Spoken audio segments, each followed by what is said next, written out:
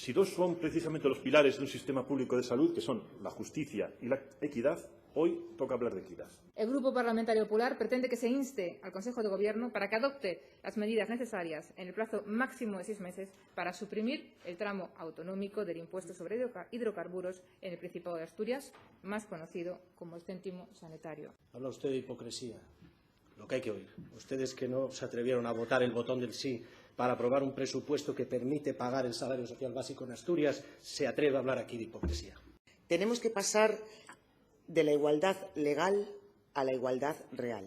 Un gran problema del turismo asturiano es al final que cada uno hace la guerra por su cuenta y al final perdemos todo. Y que se retrotraigan así aquellos momentos en los que el PP fue el único partido que se preocupó por la minoría involucrándose en este sector.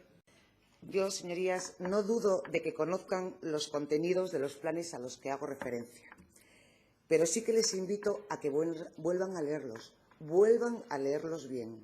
Creo que llevamos 30 años, en general, de incumplimientos, dejadez y abandono del patrimonio histórico-cultural de los asturianos. Y no es el momento de discutir y tú más. Es evidente que los tiempos del presidente y de la consejera no son los tiempos de la gente. Son los tiempos de los malos gestores, que penalizan a las personas que tienen necesidades extremas.